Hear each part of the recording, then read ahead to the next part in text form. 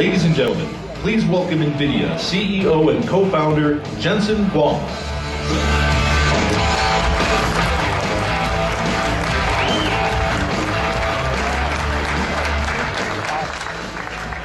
Happy New Year! It's great to see all of you guys. First of all, I want to welcome all of the international press that traveled a long way to be here.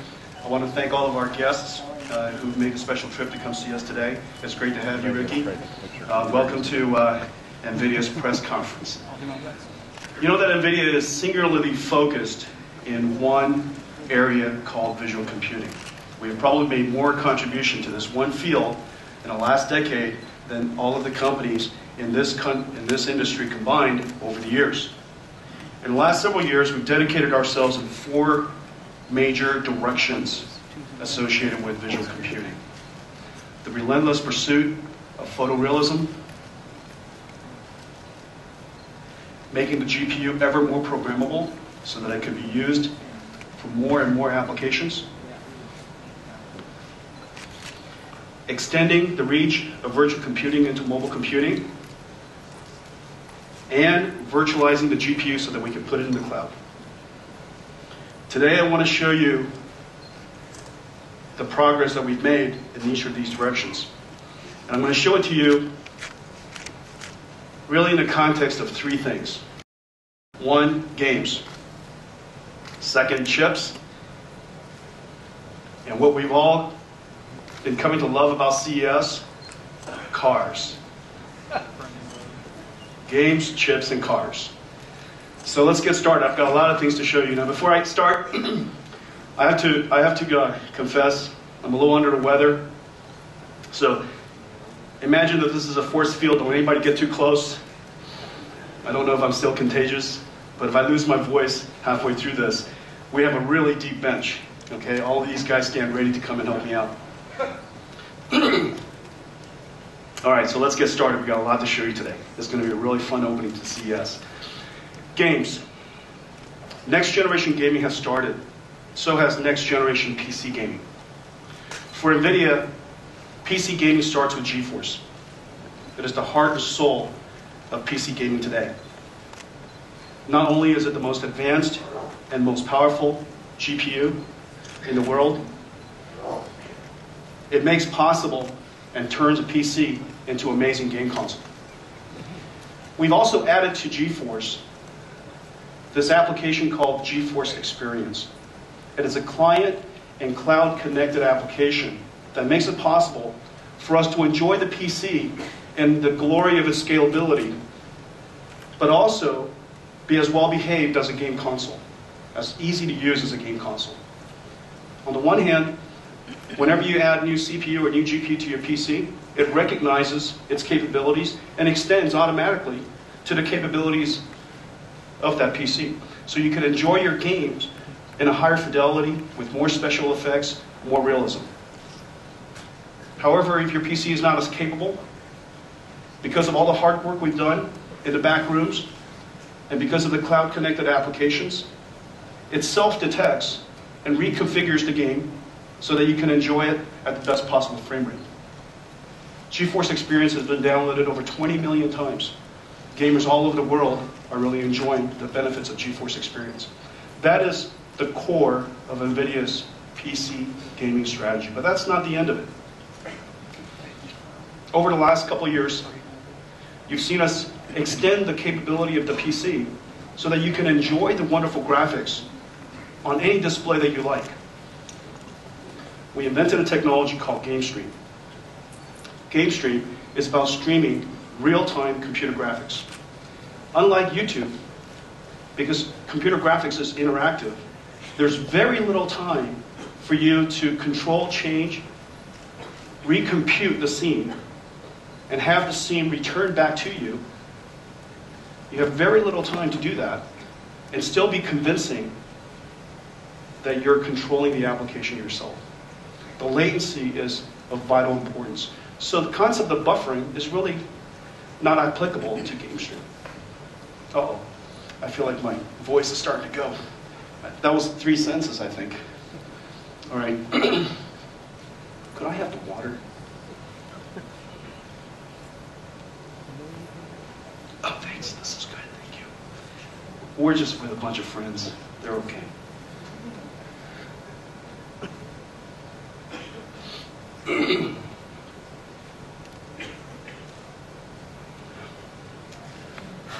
Where was I? Game streaming. And so game stream is a technology that is incredibly difficult to do. And we've been working on this for some time. And I think we've done a really good job perfecting this. We still have a long ways to go, but it's absolutely delightful today. It makes it possible for you to enjoy and extend your PC experience to a mobile device. So we created a device called Shield. Shield and your PC could be connected wirelessly, and for you to enjoy the PC game literally on that Shield device. And as if the game is actually running on Shield. Using Shield in a game console mode, with its lid closed, you can connect it to a 4K television and stream 1080p 60 Hz video game right to the television. And you can now enjoy your PC on the television, as if the game console, as if the PC is directly connected to your game console, to your television.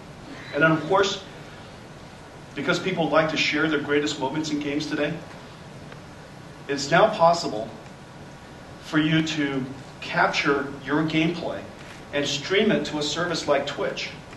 Twitch is the leading game broadcasting service in America. About 300 million gamers watch video games, watch other people play video games on the internet today. And about 40 million of them watch Twitch video games each month. It is now possible with your GeForce to capture your game, stream it right directly to Twitch without it affecting your frame rate at all. Really, really wonderful capability. So Gamestream makes it possible for us to capture your game, stream it, and for you to enjoy it remotely. So why don't we show it to you? Show you where we are with Gamestream technology. Sean, come on up and let's show them what we've got. So let me first explain the setup. You're going to enjoy a PC game, the latest generation PC game, DX11, called Batman.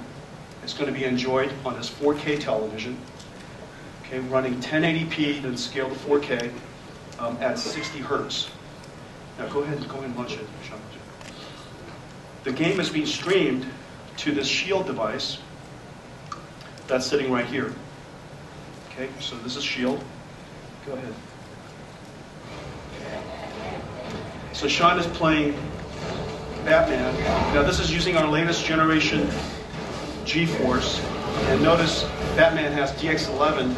And so there's some special things in Batman. I mean, if you ever enjoyed Batman, it's got so much technology inside. The cape is a cloth simulation. So you can see, look at the cape.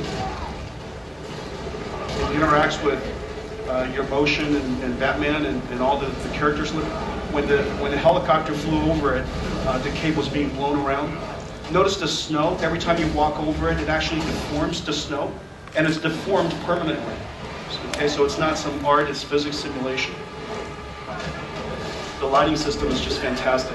Now you're enjoying this. It's completely interactive, and Sean is controlling a PC that is wirelessly over here. So imagine this PC is in your bedroom, and so this PC is actually the game console for Sean right now. Okay, he's remoting access to it. The Batman game could be available on Steam.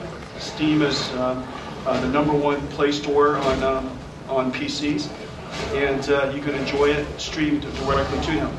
You can see that, in fact, this game is being streamed. Can you guys see that?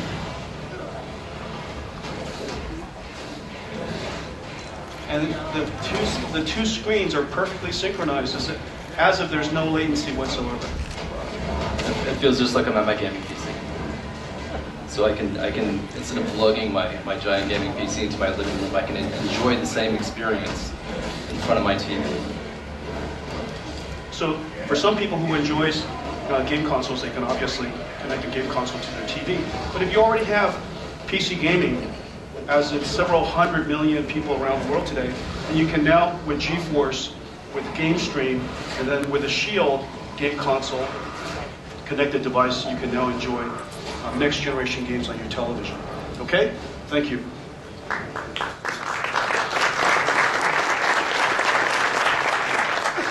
Now, Sean, we could that Shield was connected over gigabit Ethernet, Right. and it's streaming 1080p at 60 hertz. But there's no reason why we can't also stream it wirelessly, right? Of course. So let's see. Look over your shoulders here.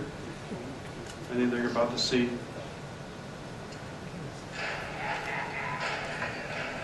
You guys see that? All right. So this is the same game, Batman. He could pick up where he left off. Now he's enjoying it on his portable device. This video game, of course, is unlike anything that's even remotely possible today on a mobile device, and now he can enjoy it in his handheld Shield. Now, this is being streamed at 720p, and this is the amazing thing. Now, if he's at home, Sean could surely stream from his PC. Excuse me, right there. Okay, that's obviously something that's relatively easy for us to do. However, this is the fun part. Thank you. That's really great. This is the fun part. What's really fun right now is that this server that he was streaming from is actually in Sofia, France.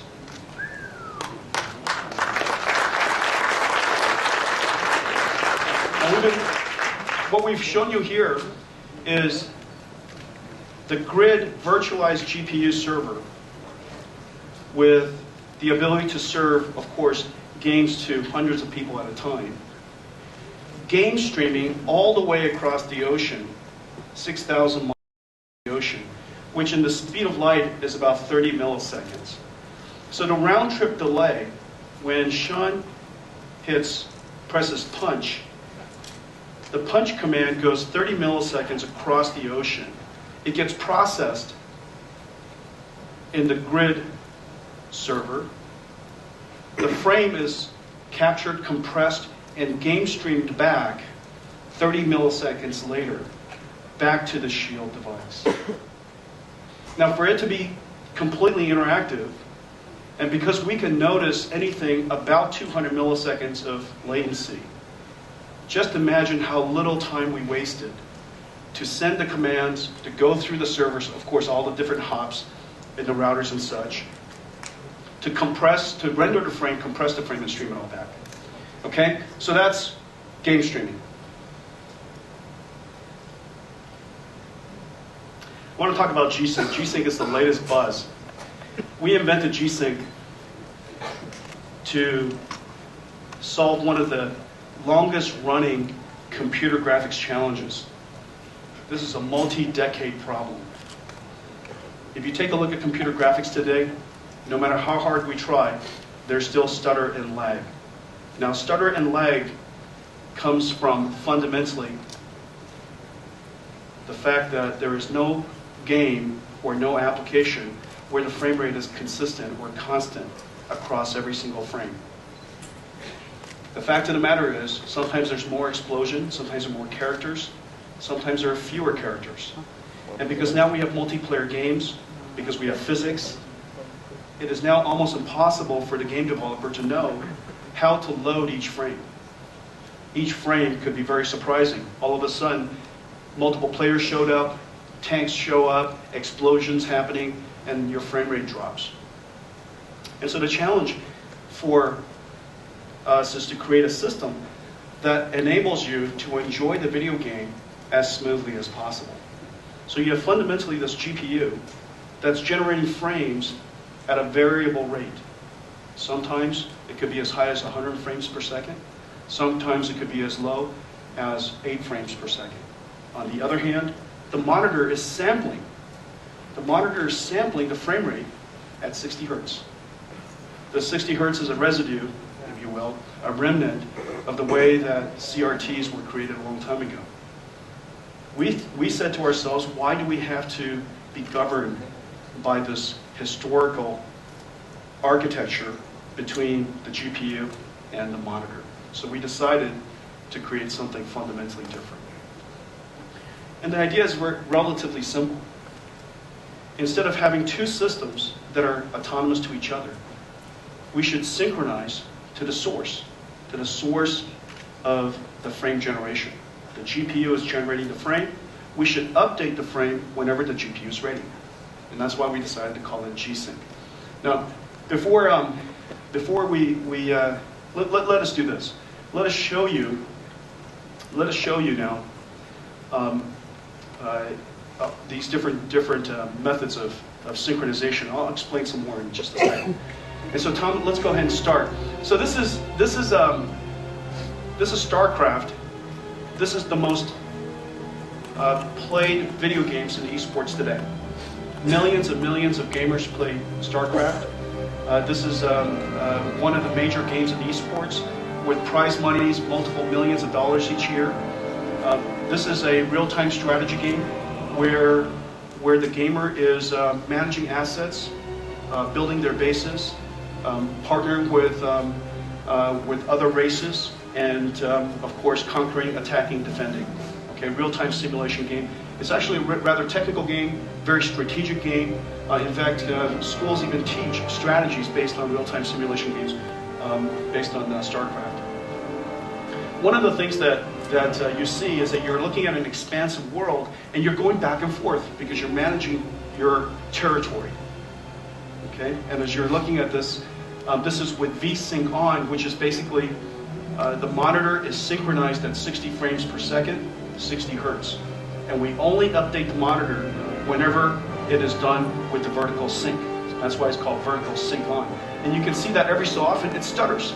And the reason for that is you're sampling the frames at 16 milliseconds.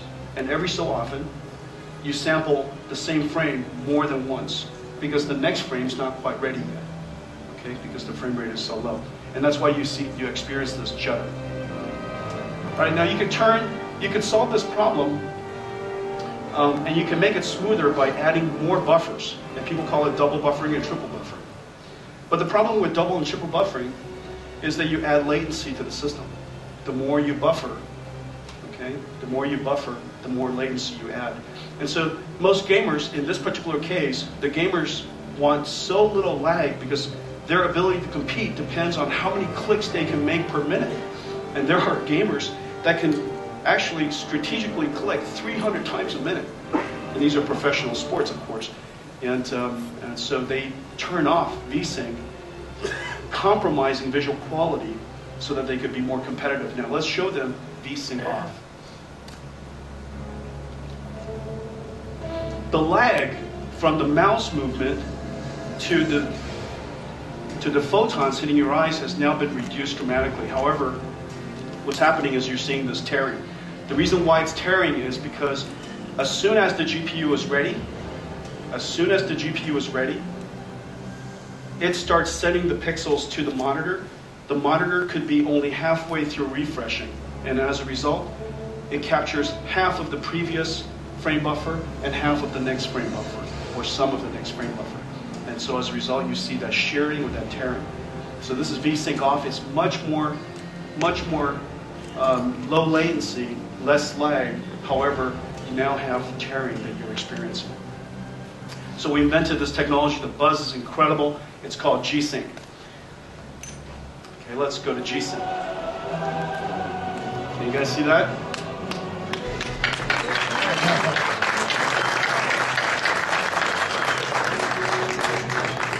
So this is what's happening. As soon as the GPU is ready, we're updating the frame. Now,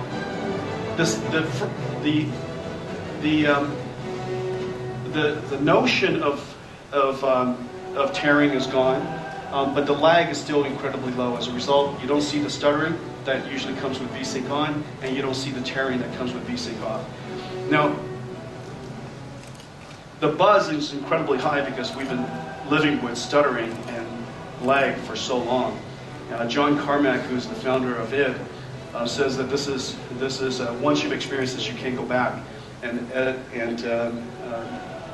Tim Sweeney over at Epic said this is as big of a deal as the first time he used iPhone. So people are really, really excited about this. In fact, we took it to a game conference recently, the StarCraft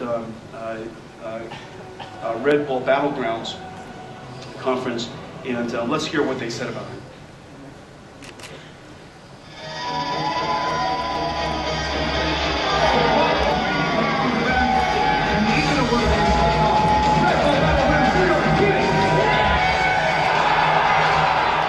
With NVIDIA, and we're here in New York City for the Red Bull Battleground StarCraft 2 tournament. We had a chance to catch up with some of the world's top StarCraft 2 pros and show them our brand new NVIDIA G-Sync technology. So what did you think? This fast. Wow, okay. And it felt comfortable, no lag? No lag. Awesome. And what do you think? Yeah, all right.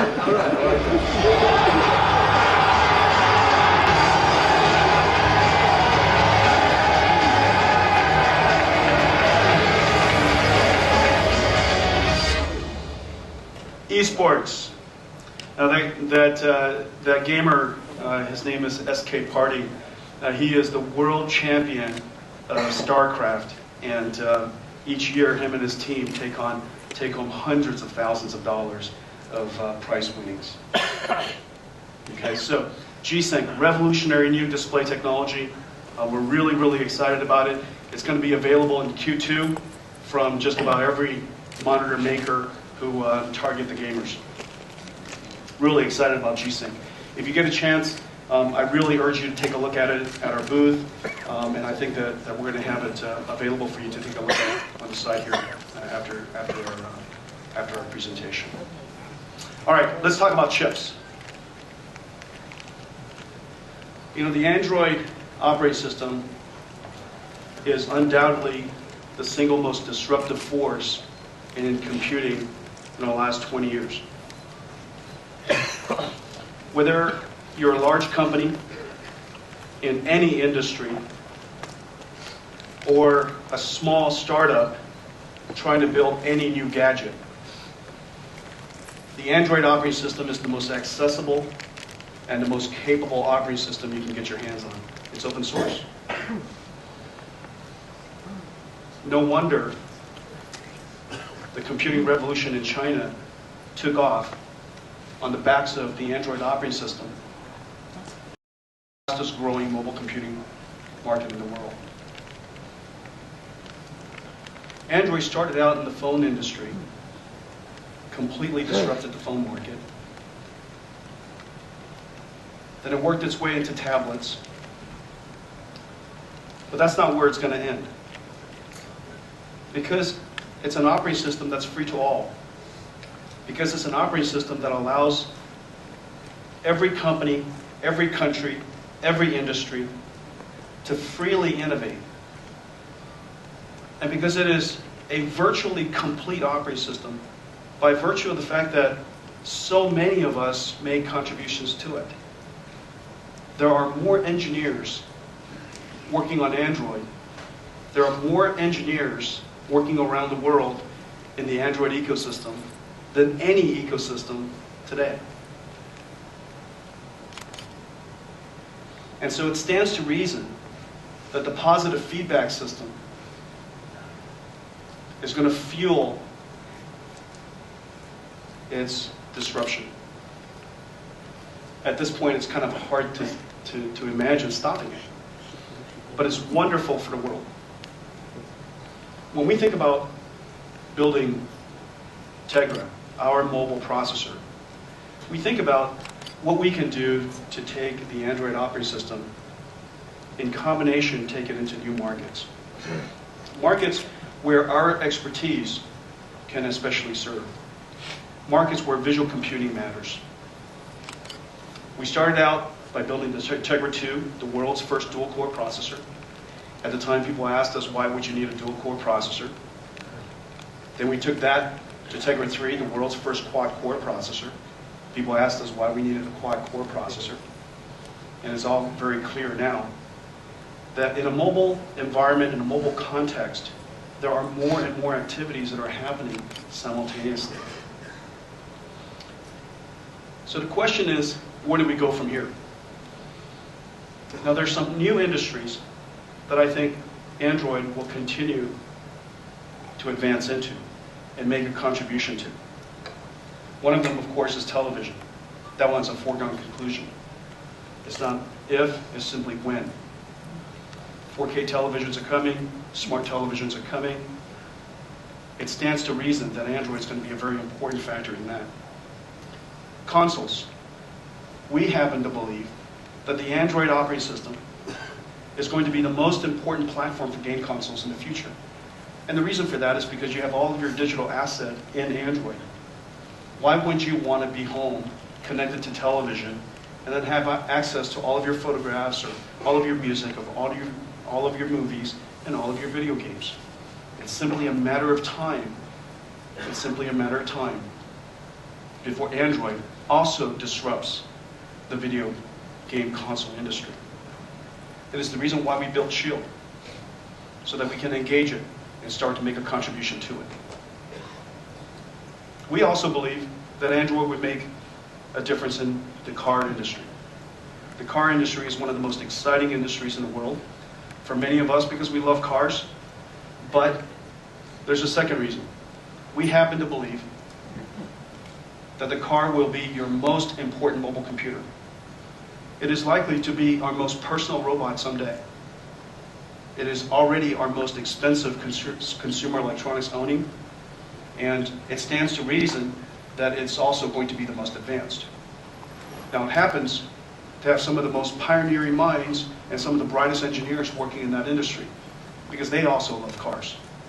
And so I think this is an area that's going to make huge contributions, and I'll come back to that in just a moment.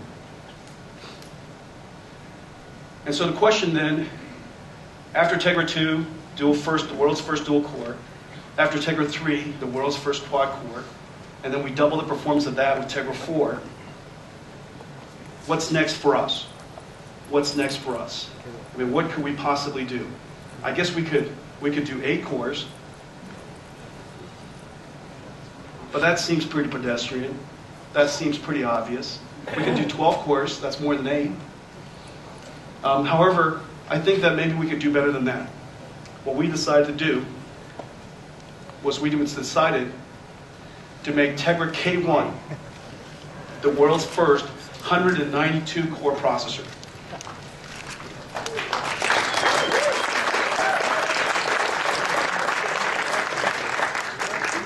192 CUDA cores, all programmable by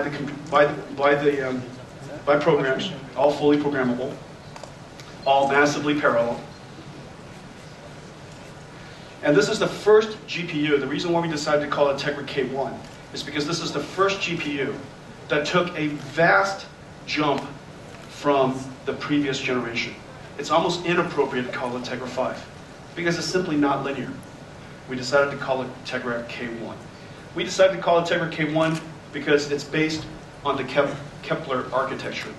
As many of you know, Kepler is the most successful GPU architecture that we have ever created, and it's the most important GPU architecture the industry had ever known.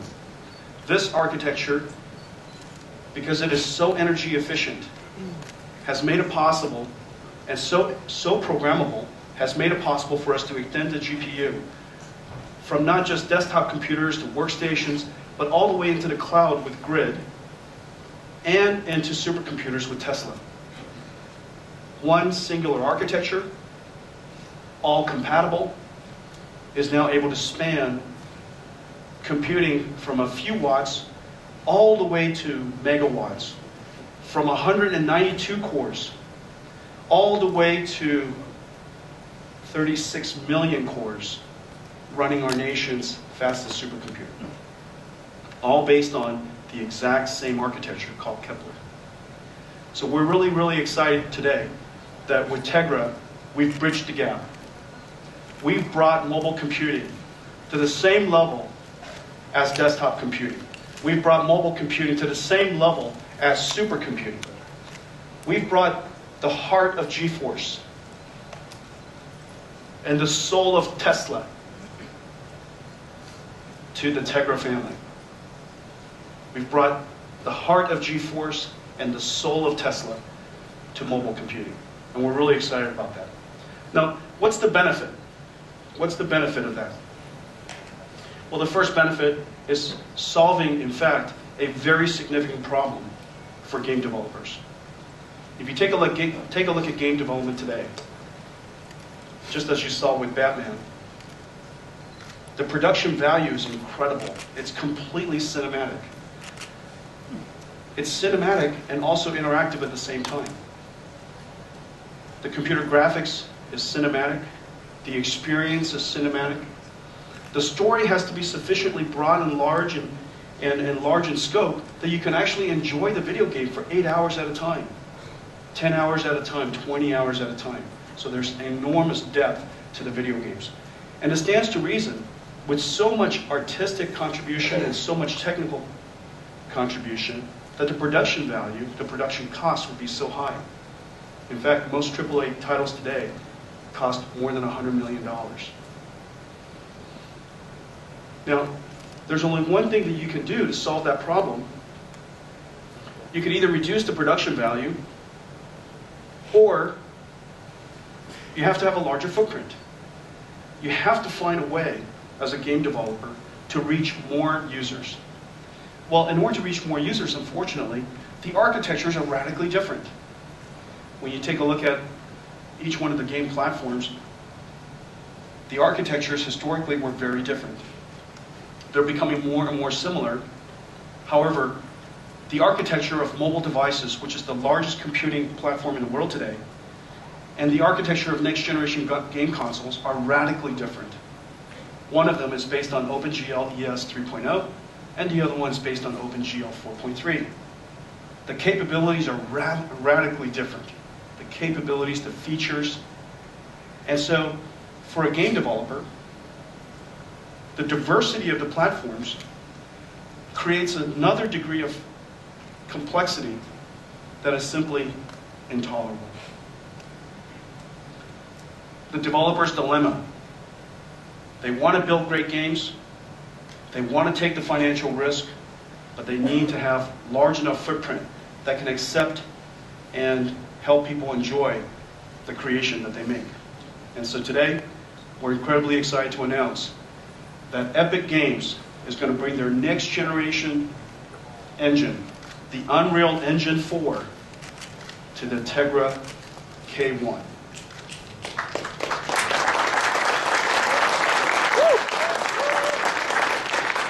And Tim is a man of few words, for all of you guys who know Tim. And he has the highest expectations. We've been working with Tim now for 20 years. He has the highest expectations of anybody in the game industry. And he says it so cleanly. He says we can take absolutely anything that runs on PC or high-end console and run it on Tegra now. I didn't think that we'd be at this level on mobile for another 3 to 4 years. Let's take a look at what he meant by that. So if you look at this, this is Unreal Engine 3. This is the last generation game console. In the year 2002, we launched MV30, which was GeForce effects, with the invention of DX9. DX9 brought to the world programmable shading. And the effect that we saw in video games were per pixel lighting. So video games became bumpy and shiny. Okay, whereas before it looked chalky and flat, now it looks bumpy and shiny. It came to life. And modern video games are still based on DX9. It wasn't for several years later that Xbox 360 and PlayStation 3 brought DX9 to game consoles. And then many years after that, it came to mobile devices. For the very first time, with Unreal Engine 3, with Infinity Blade from Epic running on an iPad. iPad was the first capable machine to be able to run an engine that was introduced in the year 2002. A span of 8 years' time. A span of 8 years' time that it took for the Unreal 3 engine that runs on Xbox 360 and the PlayStation 3 to finally be able to run on a mobile device.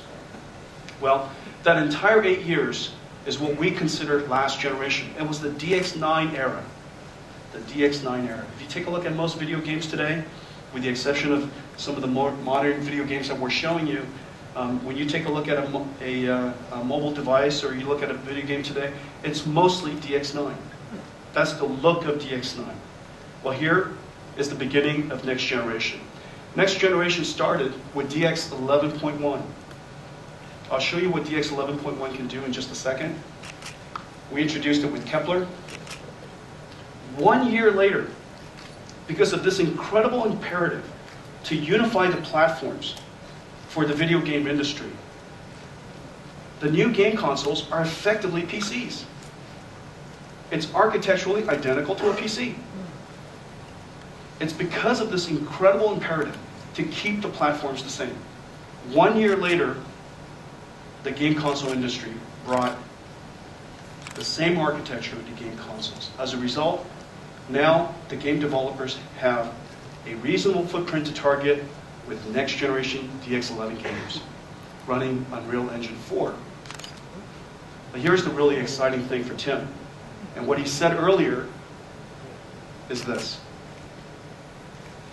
This time around, because of what we've done with Tegra K1, we have now reduced the amount of time that it's taken for next generation platforms to be able to reach not just PCs, not just consoles, but also mobile devices of all kinds. The benefits to game developers is really immense. Literally one singular architecture, one singular platform, and more importantly, one engine. Now the Unreal Engine, many of you guys have known, have been tracking the video game industry, is the most successful game engine of all time. Unreal Engine is effectively the operating system of games. The game AI, the game physics, the game rendering engine. It basically embodies the runtime of modern video games. Unreal Engine 3 had hundreds of games that were credited to it. And here comes Unreal Engine 4, the next generation. So that's what Tim is really excited about. Now, when you take a look at Unreal Engine 3 and you compare that to Unreal Engine 4, it's really incomparable. Because Unreal Engine 4 is all about being photoreal. This relentless pursuit for photorealism. Several factors, several characteristics make the next generation game content look so distinguished relative to the previous generation. The first thing that you'll see is that all of the rendering is physically based, meaning that we're capturing the microstructures of the materials and how it responds to light physics. And so as a result, you can almost feel the material physics, the material properties of everything in the scene. The second thing is the advanced lighting systems. It's no longer just the unidirectional light. Light is coming from all over. It's as close to global illumination as we've ever come in real time. It also includes physics simulations so that the world comes to life. And to make it all possible requires this new technology called multiple render targets. Really rendering simultaneously into a whole lot of different buffers at the same time, and then doing screen space computations to resolve the final scene. The result is a photorealistic and a stunning looking image. Next generation gaming is really going to be a big deal. This is the kind of imagery we like to create on Tegra. And so let's show you what that means. Now, very few people, very few computer graphics company would ever lead with a human face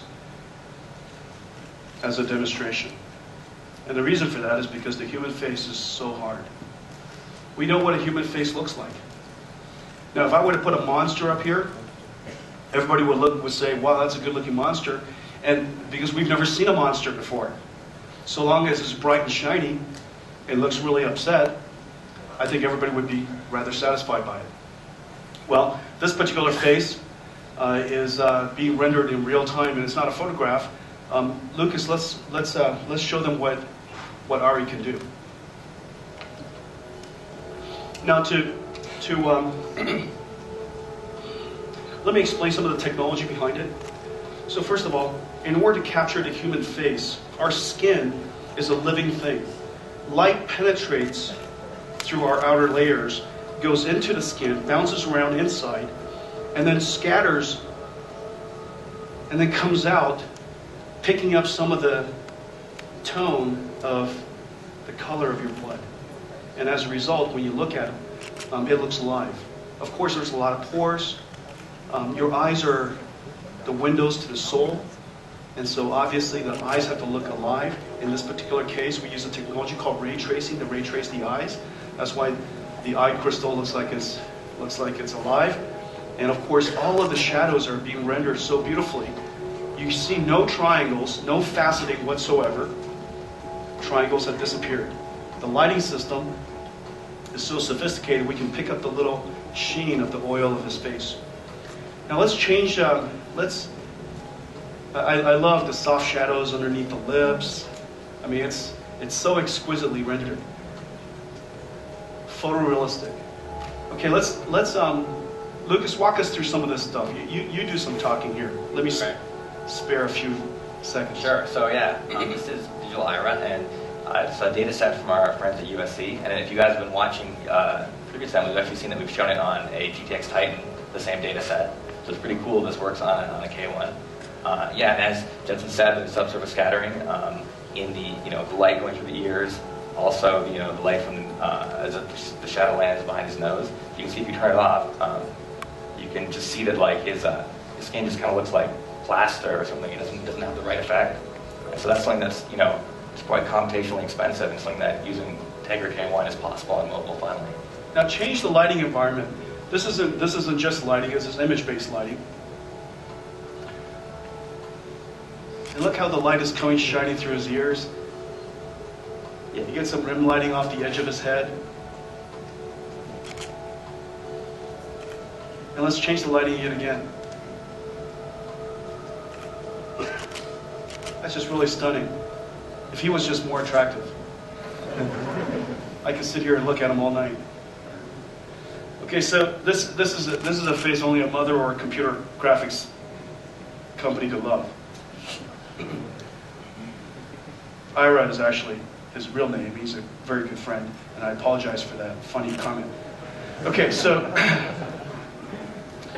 but show us now what it's like if we didn't have all of the photoreal capabilities that Tegra offers, Tegra K1 offers. Sure.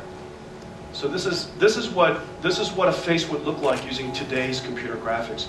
And notice it's a convincing head. I mean, when you look at it, you go, that's a head. There's no question that's human, but there's no question also it's computer graphics. And this is basically OpenGL ES 3.0. Okay? All right, that's fantastic. Let's show them something else. Let's show them something else. All right, so this is, we want to do something that is a big world, and this is something that Lucas did. Lucas, why don't you talk us through it, and I'll ask you some questions along the way. Sure. So yeah, it's a big superstructure actually, as opposed to just a head, and it has a lot of interesting features that are cool. We have pretty rich metallic materials. We have HDR lighting and tone mapping, cinematic effects with lens flares, bloom. Now show them what global illumination and HDR means. Sure. Can you do that? Yeah. You guys know what HDR means? High dynamic range. Your eyes could see much larger dynamic range than a computer monitor 16 bits per pixel can render. Okay? And so the way that we solve this problem, is we render to a much larger dynamic range inside the graphics processor. Okay? Then we do essentially a tone map, a histogram of all of the tones in the scene. And we figure out where the tones are, and we remap that tone into a smaller color space. And as a result, we retain the large distributions of the large contrasts. The deep darks and the bright whites are retained, but we remap, if you will, the rest of the dynamic range to fit back into that of a computer monitor.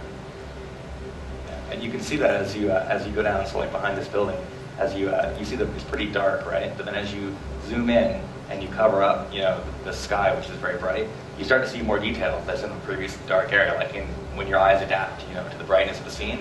But then as you go up and you expose more of the sun, you'll see that it also, it adjusts to allow you to see the sky, which, relative to the back of the building is very bright.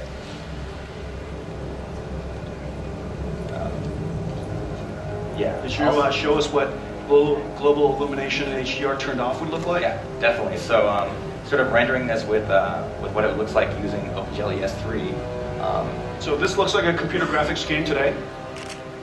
Yeah, I mean... Right? Yeah. Not with this many geometry. I mean, this is still rich with polygons, but without global illumination, without high dynamic range, this is what your games would look like. And let's turn it back on. It's almost unbearable to watch. Okay, so that's special effects, but the world is not always so peaceful, right? I mean, sometimes there's astronomical events. That's true. I mean, you know what? S could happen, right? Yeah. Oh my goodness. So we have a pretty cool bullet time effect here, where you can sort of pan around and see all the volumetric, explosions, particles, debris. We're using compute shaders to compute the movement of things and the particle effects that happen. And so what's happening here is that Lucas is using the Tegra K1's 192 parallel cores to do physics processing. This is the same physics processing that supercomputers use for fluid dynamics, for nanomolecular dynamics, for particle simulations, for astrophysics. It's exactly the same architecture, exactly the same type of program. Now it's running on 192 cores on the Tegra K1.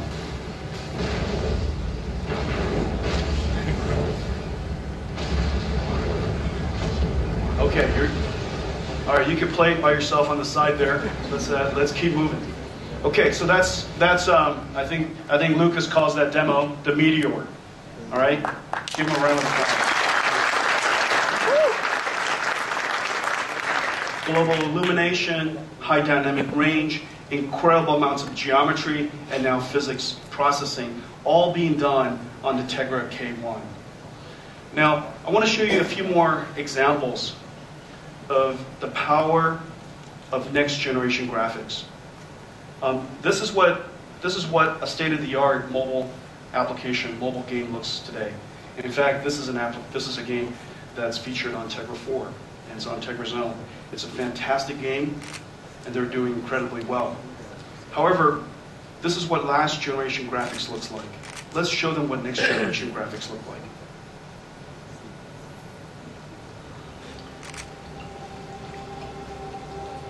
Now let's just kind of take this in a little bit. This particular image, notice the trash can? You see no triangles whatsoever. All the faceting is gone. The detail is so exquisite that when the light shines on it, it looks perfectly smooth. All the shadows are soft. It seems like light is coming from all over. It's being lit. The scene is being lit in darkness. There isn't one particular light that's showing up somewhere, but light is bouncing all over the walls using this technology called global illumination, where everything in the scene is a light source. Everything in the scene is a light source, and it helps create the subtle mood that you see in these dark environments. Notice the volumetric fog that's starting to roll in. And just the texture quality is just so incredible. But, this looks like a photograph. Andrew, why don't you take us around here? Sure thing, Jensen. Why don't you take us around and talk us about some of this? Okay, so this, you mentioned before, Unreal 4. This is Unreal 4 running on Tegra K1. So this is a demo. Ladies and gentlemen, this is Unreal Engine 4 running on Tegra K1.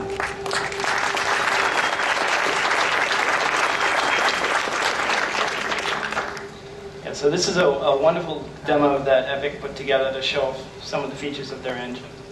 As you mentioned, the art quality is second to none. The textures are amazing, and also lots of little effects. As we go around, I'll point some of them out. Look at the water dripping off the wall. Yeah, up here. The lens flare. You look at the sun, high dynamic range. Look how bright the brights are and how dark the darks are. Okay, imagine a camera doing this. Really hard time with a camera doing this. Now it's computer graphics doing this. So as you mentioned before, this is trying to simulate exactly what your eye sees. And indeed, they have a feature called pupil adaptation, where they calculate the luminance in the scene. And just like you would if you went from a bright environment into a dark environment, if you were outside and ran into a room, your pupil takes a little while to sort of adapt to that. They built that into this engine as well. It gives wonderful effects.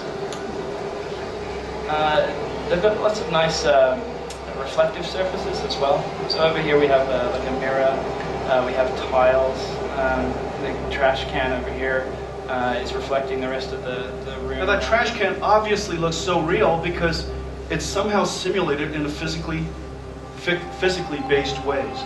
So that when light bounces off of it, you could almost feel the steel that it's made of. Absolutely, and you can see the water dripping down in the back there.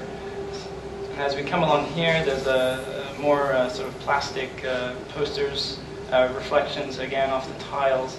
The quality of the textures is unbelievable. This is real-time computer graphics, ladies and gentlemen, on a little mobile chip. Yeah, that's funny. You mentioned before bumpy shiny, you always have to have something shiny, so this is a nice shiny pipe, whereas everything else in the scene is quite rusty, and somehow this has managed to stay shiny. The final feature I'll mention just briefly, you see here there's a light sparking, and they do some very clever things with particle effects, and they actually put physics on the particle effects so that the sparks don't just fly through the wall and through all the objects in the scene. They actually bounce off the wall, and then you can see them pull. And they're actually lighting the environment. And they are lighting, yeah. So there's right? a light kicking out, and also the effects come down and then bounce around a little bit, give a nice. So they all become light sources, and they cast shadows, and you can just see it. It's fantastic. It's just absolutely exquisite. Now these little tiny details is what increases the production value of games, and we see this with movies today. There are so many things that they do, the attention to detail, that they obviously don't have to do. They obviously don't have to do. But they do it because they want to create something that is exquisite. And you can just tell now, the engine makes it possible for them to do that. Okay, that's fantastic. Let's take a look at a couple of things. This is another scene of the state-of-the-art in mobile graphics today. And in fact, I think this is a game on iOS. What we want to do is we want to show you you could just tell this is a cartoon. It's lifeless, it's kind of dead. You recognize the objects, but for some reason it just doesn't tell you that it's alive. Now, what is the missing part that goes from this to reality? One of them, of course, is the way that the lighting behaves. We know that light doesn't work like this, that there are just subtle shadows and the reflections and the way that light is occluded in the corners, and those type of effects our eyes are looking for, and when we don't see it, we know that it's not real. And so let's take it to the next demo. This is also running on Unreal Engine 4, and here we'd like to show you a couple of things. This is not a photograph. This is not a photo. This is not a photograph. We're in Vegas, so this is Frank Sinatra music. Okay. Now you can almost feel this room coming alive. Now what you're looking at is two very important technologies. One of them is physically based rendering.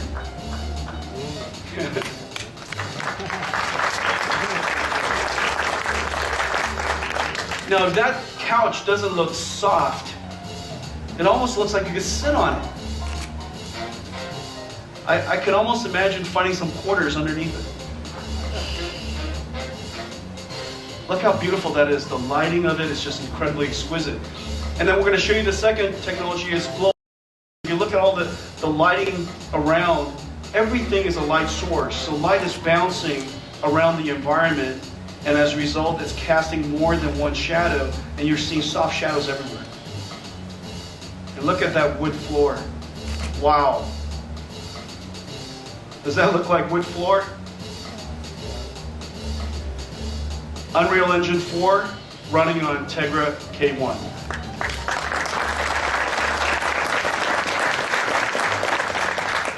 That's fantastic. Good job, man. Okay, so now let's take a look at all this stuff in a game. Okay, so this is an Unreal Engine game. This is Trine 2. This runs on a high-end PC today. It runs on a high-end game console today. And look, well, Andrew, you're the master of this game. Tell us about it. Hello again. So this is by a company called Frozen Byte. It's a custom game they've made. This is a first for mobile. It's a really fun game. It's kind of like a platformer, 2.5D. But the cool thing is you have 3 characters. So you can have your warrior guy. You can switch to have a wizard, and he can like. Now remember, this is a mobile device that's been blown out to the size of a theater. Okay? Absolutely. This is a mobile device that's been blown to the size of a theater. Look at the exquisite detail. They've used NVIDIA physics actually in this. So you interact, and a lot of the puzzles are based on physics, and you have to sort of figure out different ways. And we'll see that just up here. So if I run inside now, past the beautiful sort of Egyptian statues. So here we have a puzzle. This one's fairly straightforward, and I have played it a couple times. So you can choose which character you want. So I can try and reflect this beam.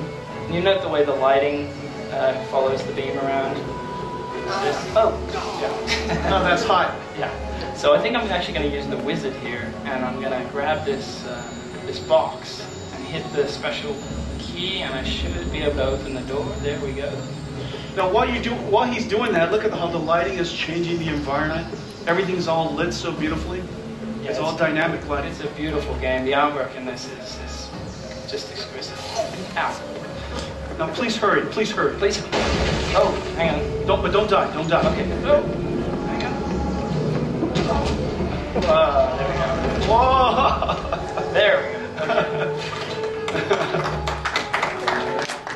Now, all of this behavior is happening with physics simulation. So you could just see how heavy that rock was. You could feel it. So now we're down in a crypt. Who's this here? Goblins seem to have taken a fancy to it. Some kind of goblin god? Here Could be. comes a bad guy. And there we go. Okay, fantastic. Good job. Okay, so Tegra K1, Unreal Engine 4, next generation graphics on a mobile device for the very first time. Next generation graphics, physically based rendering, advanced lighting systems to create effects like global illumination, particle systems and physics simulation, amazing visual effects. Now, if you compare Tegra K1 to a couple of other well-known platforms in the world, one of them is the PlayStation 3 and one of them is the Xbox 360. Both of them are last generation graphics capabilities called DX9. Tegra K1 is based on DX11. But if you look at the horsepower, just the raw horsepower alone, the GPU has more horsepower than both Xbox 360 and PlayStation 3, and the CPU is far and away more powerful than both the Xbox 360 and the PlayStation 3. And all of that is made possible because of mobile technology now available in just a few watts. And so what you're going to have is essentially the visual richness of next generation capability, but the horsepower of a game console right in your palms. Really, really amazing. So I'm super excited to introduce Tegra K1 to you. Now, if you were to compare Tegra K1 to another platform, this is the most advanced processor on the market today, the highest end tablet from Apple, Apple's with Apple A7. And if you compared TK1, Tegra K1, to Apple's A7, it's almost 3 times the performance on just a benchmark that runs using yesterday's graphics technology, OpenGL ES 3.0. Okay, this is using old, last generation computer graphics technology. We're already miles ahead. But when you consider next generation graphics capability, we're just so far ahead at this point, and that's the reason why Tim Sweeney is as excited as he is. Tegra K1. Well, there's a lot of things that I can tell you about Tegra K1. There's a lot of features I'd love to show you. I urge you to take a look at the demos that we have set up for you. The 4K demos, the UI, it's really, really beautiful. When you take a look at all of our camera applications and camera capability, super exciting. The performance is wonderful. So there's a lot of things I can go over with you, but I really would like to focus on one surprise. Tegra K1 is the world's first 192 core processor. But I have one surprise for you. Tegra K1 comes in two versions. The first version, one version is the quad-core A15, but another version is based on our Denver CPU. We've been talking to you about Denver for some time. This is an endeavor that we've taken some time to do. It's a full custom CPU. It is based on ARM's V8 64-bit. It's designed to be very high performance single-threaded and very high performance multi-threaded processor. And I'm delighted to announce today that Tegra K1 will also come with dual-core Denver.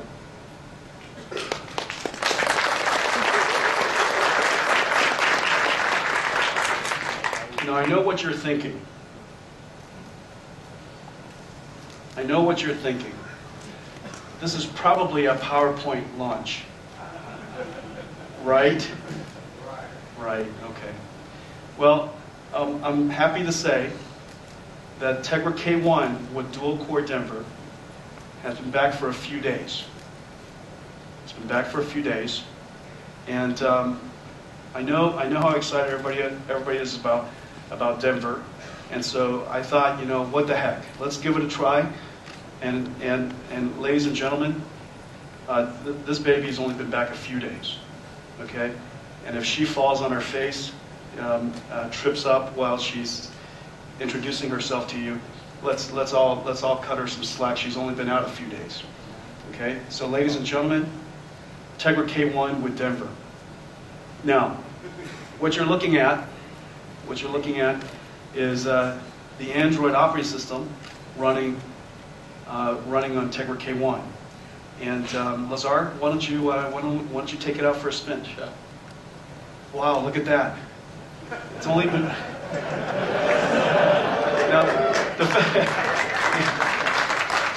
now. I know. That's this. Look, the applause comes from only geeks. Everybody else in the room's going, I've seen a desktop. Well, look. When you work on a chip for 5 years, and it comes back and it's not a brick, you're just so happy. I am so happy. So Denver is a full custom CPU. It's going to be incredibly fast, and this is the world's first demonstration of 64-bit V8 ARM on Android. And so let's prove it to them.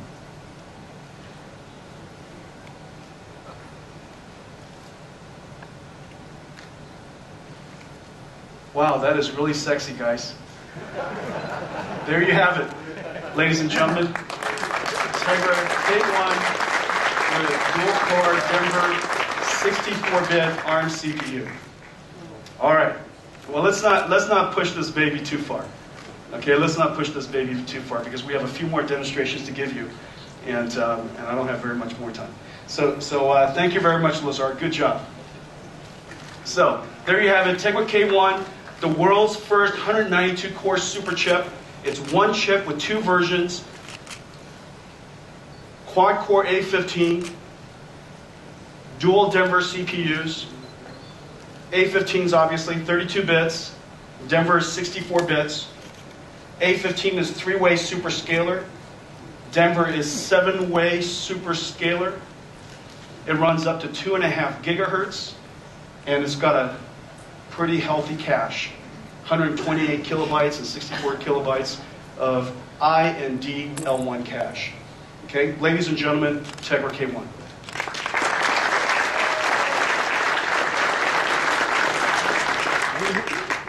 Now I want to talk about cars. I've got a few more surprises for you. Tegra K1's got a few more things. Don't forget the heritage of this processor. First of all, we've had a love affair with the automotive industry for 2 decades. Our engagement with the automotive industry started with design, and we eventually moved into styling as we introduced computational rendering. We then moved into simulation and engineering when we introduced GPU computing with Tesla. So now it can be used in fluid dynamics and crash simulations. And as we improve the visual quality of rendering to the point where it's nearly photorealistic, we're now able to use our technology for marketing and sales as well. You're going to see some really exciting innovations in this area, using the original data of the car design for marketing, for sales, for even point of sales. We've also, with the help and the tutoring and the mentoring of some wonderful customers, introduced us to in-car electronics. And over the last several years, we've learned so much about this field. We came into it because we felt that the car was going to become one of the richest areas where we can make a contribution with visual computing. What you see when you're driving, what you experience when you're driving, the industrial design of the car matters so much. But because we also know that GPU computing was going to be used in such exciting ways that we believe that parallel computing was going to revolutionize the way that a car is built altogether. We're working in multiple areas now in the car. All the way from the beginning of styling and design, all the way into the car, from how it looks to how it drives. But let me show you a few things first. When you come to an NVIDIA conference, you always have to see beautiful graphics. And so let me just show you now what state-of-the-art, physically based computer graphics looks like. Now what I'm standing in front of is not a photograph, it is real time. So let's, Sean, why don't we take it for a spin, and why don't you twirl it around just one time, and then, okay, so let me just show you, let me just explain to you what just happened. In that moment, when Sean changed the view of this car in real time, a supercomputer in Santa Clara simulated the light rays of a few billion rays bounced all around this environment, through the glass, reflected off the glass, refracted off the glass, through other glass, bounced off the upholstery inside, comes back out, goes through the headlights, the multiple layers of crystals inside the headlights, bounces all around, and eventually enters your eyes. This light simulation, interacting with physically accurate materials. The car paint is physically modeled, and that's why you could almost feel like you could touch it. Okay? All of this stuff is simulated in a supercomputer in Santa Clara. So of course, you could imagine a retail shop being able to configure your own car and design it on a tablet and simulate it and render it exactly as it will look for your customers. Why don't we spin it around a couple more times?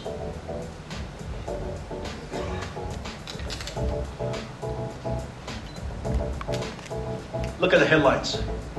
Now, what you're seeing in the sparkles is ultimately that pixel hasn't been resolved yet. We're still waiting to accumulate all the light rays that are bouncing all over that environment. And as you sit here and just kind of look around, you realize as you're looking around, it's resolving this image in real time.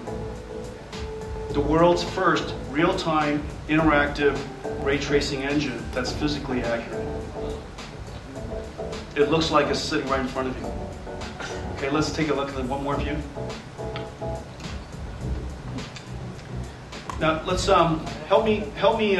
Let's go back and configure it a bit. Okay, so what you were looking at is actually a tool and has these materials that you can select.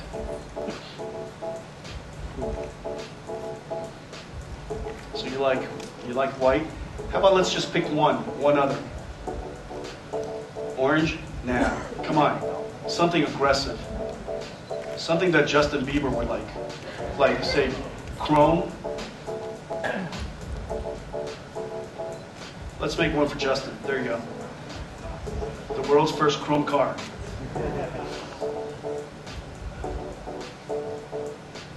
Pretty fantastic. And it's physically modeled, so it looks so real. It looks just so real. Okay, good job. Thank you very much. So this is how NVIDIA's technology is used in design and styling. Now, we've been in the car industry for a long time. Almost every single car that you see on the road is designed with our technology at some point. But we're also inside about 4.5 million cars now. And we're designed into some 20 more brands with 100 more models coming.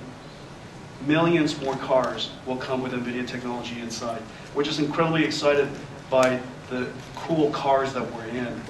The Audi A3 is just a revolutionary car. If you ever get a chance to drive that, I really urge you to take a look at that. And of course, the new BMW i3 and i8, and the Tesla model, the Tesla sedan, and also the Tesla crossover that's coming out, Model X. Okay, so lots of cars. Well, today we'd like to introduce you, of course, to the Tegra K1 VCM. The Tegra K1 VCM is really about bringing supercomputing into your car. And it was really interesting. We were describing this to one of the reviewers of Car and Driver, and he literally just said himself that this is next generation Tegra will perform at this level with 384 gigaflops with 4 processors per car. A 2-car garage would have as much computing power as a $120 million Blue Mountain supercomputer. So he quickly equated it to a supercomputer. And in fact, just as Tegra K1 has the heart of GeForce, it does have the soul of Tesla. It is the identical same architecture. This architecture powers the world's 10 of the top 10 greenest supercomputers. Every single energy efficient supercomputer in the world today, in the top 10 list, are powered by the Kepler architecture. That same architecture is now in Tegra K1. The question is, what do we want to do with it? I want to show you 2 things. I want to show you 2 reasons why we need a supercomputer in future cars. The first reason, of course, is advanced driver assistance. This is an area that has incredible focus today. It's incredibly exciting because this is the path that leads to the semi-autonomous cars. This is also exciting because it's going to bring magic to the car industry. Your car is going to do things that most people won't be able to understand. And they won't be able to understand it because we have a supercomputer in the car doing amazing things. Using image processing, computer vision, artificial intelligence, and all of the technologies that we've invested over the years, it is now possible, with the rich number of sensors around the car, to do magical things. Magical things. Now, these magical things start with basic things. The thing that we're going to do today is we're going to make possible a programmable platform. A programmable platform, the first time ever, a programmable platform for ADAS, for advanced driver assistance. Today, most ADAS systems are fixed function boxes that are inside the car. But we know that computer vision, deep learning, machine learning, these fields are advancing at amazing rates. We need to provide platforms that when the car is connected, could afford us to download new algorithms that makes the car better and smarter all the time. So that your car becomes better every day and it doesn't stay static from the time that you buy it.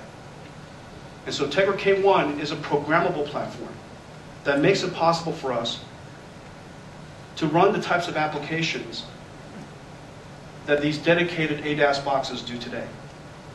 Now that the platform exists and allows computer architects and algorithm developers to develop these algorithms, you're going to see the rapid rate of algorithm enhancement. What starts out as detecting a feature, which is a car in front of you, collision avoidance, slowing you down, recognizing lanes, keeping you inside the lane. These features will quickly evolve where your car finds its way eventually to becoming an autopilot. We're super excited about this new capability. It brings to bear our last decade of work in the area of computer vision, in GPU computing, and all the work that we've been doing in this area, we can now bring to bear for the very first time in mobile devices. So Tegra K1 for ADAS.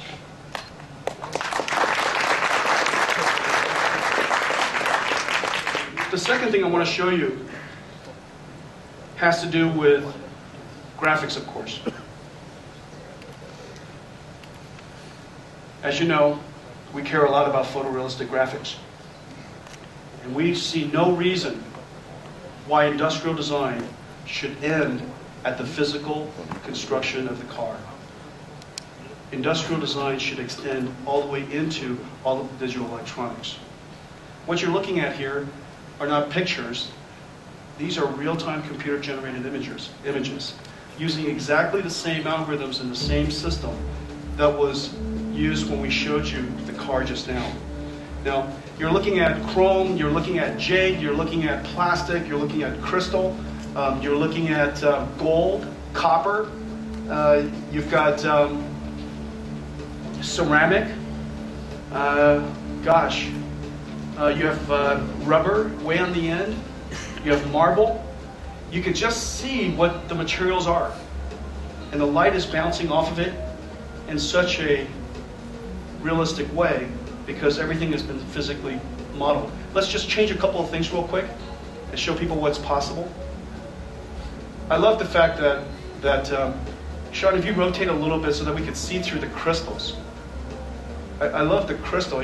You're seeing reflections through everything, of course.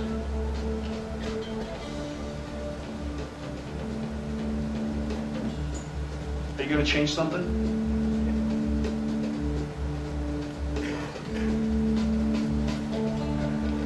Okay, one more and then we're...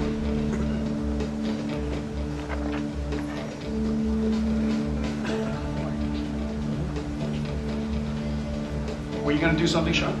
I've changed a couple. Oh, you did? What else would you like to see? Oh, no, this is fine. This is fine. I was just trying to keep up with you. I was trying to figure out what you were going to do. Okay, so this is using physically based computer graphics so that we could simulate and render photorealistic objects and so that we can extend this capability into the car. So today I want to show you a brand new technology for Tegra K1 VCM that we'd like to bring to the automotive industry. It's called Project Mercury. Project Mercury is intended to make a configurable, customizable, and a photorealistic environment for industrial designers to extend their industrial design artistry into the digital dashboard. Okay, computer graphics is going to be like you've never seen before. And so over here, let's come over here, and Justin, why don't you tell us what you got? Hey Jensen, I'm thrilled to help present Project Mercury because this is a year-long labor of love by our team, and it really represents the first time we're bringing physically accurate gauges, automotive gauges, into the car. So the reason we're showing all these parts here instead of presenting it all neat and tidy up on the screen is because we want you to understand that this is very real, and there's different physical pieces here. So if you look at this piece right here, this is our K1 automotive development environment. And this up here is an automotive grade high definition display that would go behind the steering wheel for the instrument clusters themselves. And so these two parts would actually go into a car. This represents a K1 tablet that you might have at home or at a showroom that would let you configure. So you can see it's actually running Android, which is totally different than something that would be behind the steering wheel for gauges themselves.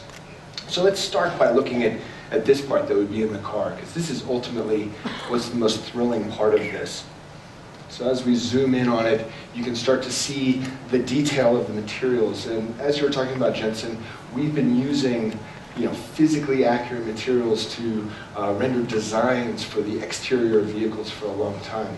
So what we're doing here is we're taking those exact same materials called MDL, and we're putting them inside the car. So you can see up here brushed nickel. This is like a powder coat here, shiny titanium. It's very highly detailed, and I welcome you to come to the demo room and get a very much closer look. Well, let's configure something. Okay. Let's make something for ourselves. Okay. So right before I'm going to drop down and configure it, I just want to point out that we've got film quality details to this. We realize that something to look realistic has to be nearly perfect. So we can see this is all 3D, depth of field, refraction on the glass, illumination from the environment. We can change the environment and create warm glowing lights that you might see inside of the car. So dropping down to this configuration that you might have inside of your room, living room, or maybe at a showroom as you purchase a car, you can see we have the gauge right here in this location here. And there's different parts to it. You can see powder coat is selected and the outer ring is selected right here. So if I wanted to change that a little bit, perhaps I could change that outer ring to like a shiny titanium.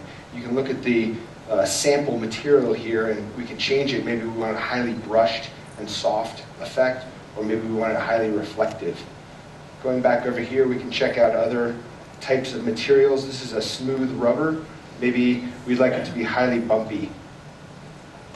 I can zoom in on this a little bit tighter and get a good look at this bumpy white rubber that we're using. Another part of the gauge here is this accent color. And so I can click on that and see that it's brushed nickel. I could, for example, change the color of it to red or blue, or maybe just pick something else entirely. Moving past titanium, powder coat, maybe red. And powder coat's very diffuse, it's not reflected at all, so it's very pretty right there. So the last thing I'll change. Justin, this is just our design. That this is a platform called UI Composer for designing this digital dash system, and a car company can import their own design of a digital dash and whatever wild and crazy and really beautiful designs that they can import. That comes into the UI Composer, and then we can help them as a result turn it into a running digital dashboard. Yeah, and so these materials are our materials, but let's say an automotive company had their car paint, their fabrics, their leather, things like that. They could scan and import those directly into here and use those as they are. So if we want to just finish things up, we can go back up here and see what we've created in the environment. And maybe I'll turn off the background so that it looks like it would actually be inside of the vehicle, and switch through a few different sets. We can see that we've got a wide variety of different capabilities here. And maybe we finish on this, and you can sort of compare. What's interesting is we've got kind of a scratched up metal here, scuffs on here, and we can compare the real physical metal we have here with what's being presented inside of these gauges. You can see the reflections are similar, and we really believe that this is something physically accurate. And this is a glimpse of the future. We aim for perfection. We see areas we can continue to improve always, because that's what we do. But that's really cool. I think this is going to be exciting. That's terrific. I think I just lost my voice. Do you want me to wrap up? All right, no. Good job. Good job, Justin. Wow. I was so impressed it took my breath away.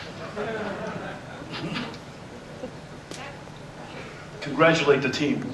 This has been a year's endeavor. We gave Justin and the team the dream of bringing photorealistic rendering to cars, something that we do in supercomputers in the cloud. We wanted to be able to use exactly the same material library. It's called MDL. That same material library that car companies use to drive the styling of their cars and the rendering of their cars. Want to be able to use that same exact library in a real-time way in this mobile processor we call the Tegra K1. And they've been working their butts off, and I'm just so pleased with the results. This is really groundbreaking work. So ladies and gentlemen, there you have it. That's Tegra K1. I do have one more surprise. Maybe this is more of a confession. This is not quite a surprise. This is more of a confession. So Tegra K1 is probably the most ambitious project that we have ever worked on. It is the culmination of many years of work in the GPU industry, taking the same architecture that is the heart of GeForce, the soul of Tesla, the same architecture that runs and powers the nation, our nation and the world's supercomputers, and to bring it into a mobile form factor so that we can revolutionize mobile computing. The two very important areas that we wanted to revolutionize was bringing next generation games to mobile form factors. It could be a mobile device like a phone, it could be a tablet, it could be a game console that utilizes mobile technology.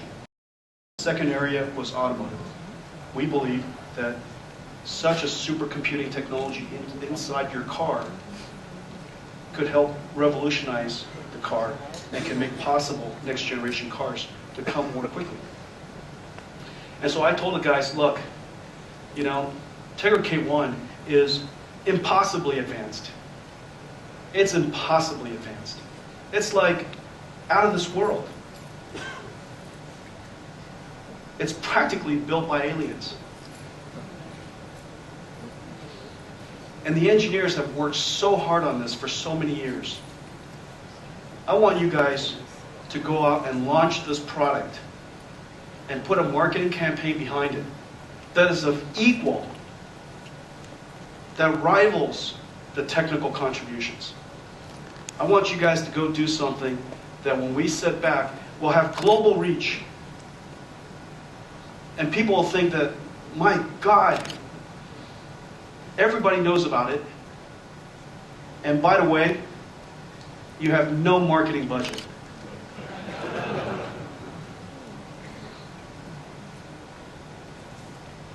And so, ladies and gentlemen, it is true. The NVIDIA marketing team is behind this phenomenon. What you're looking at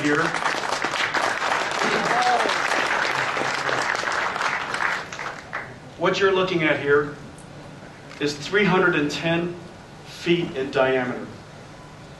It is what people call a crop circle. This is a field of barley.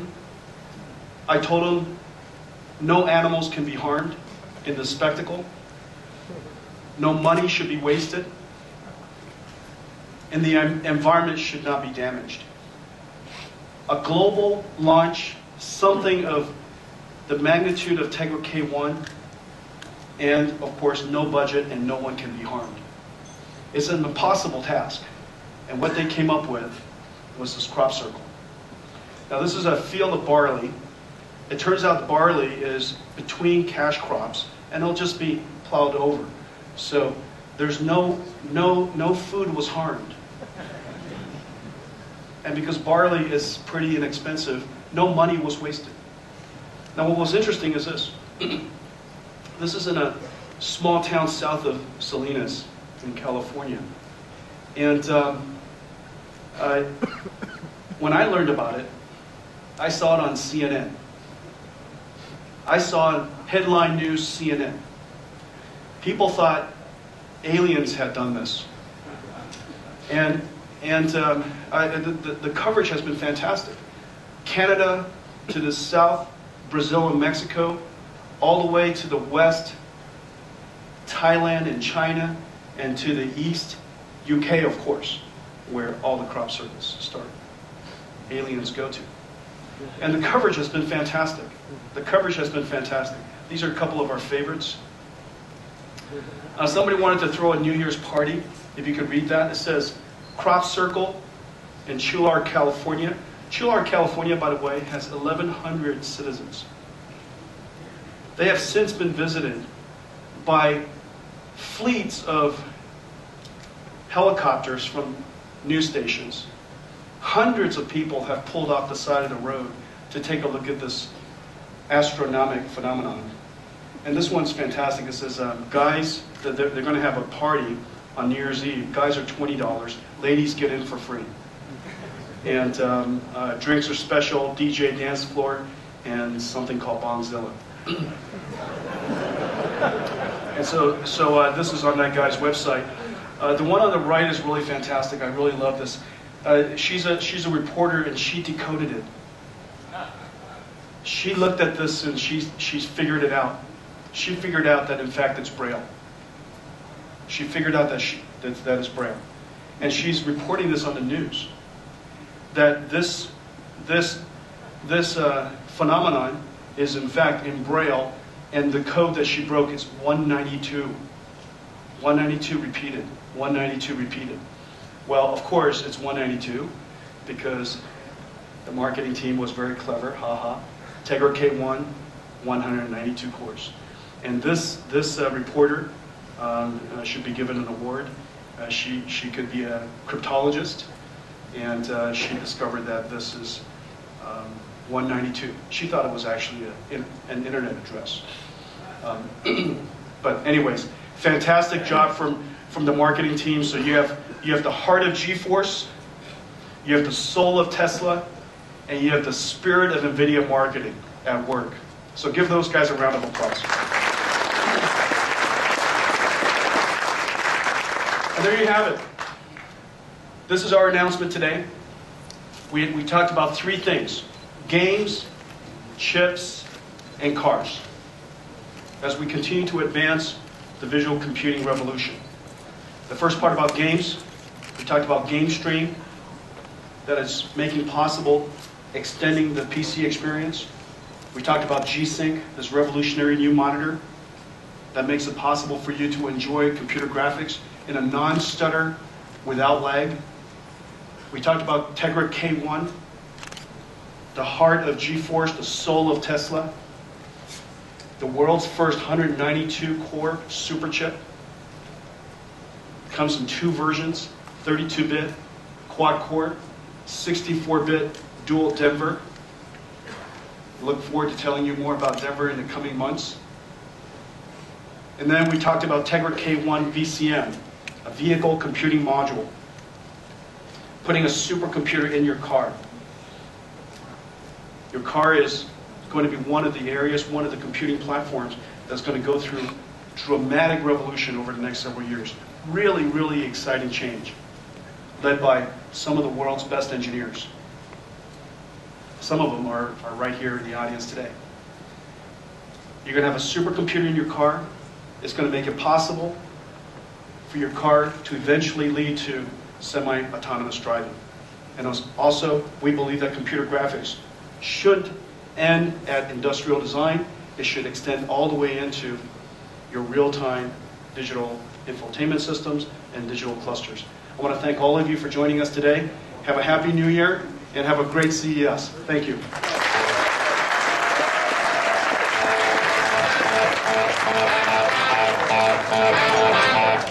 Ladies and gentlemen, thank you for attending this event.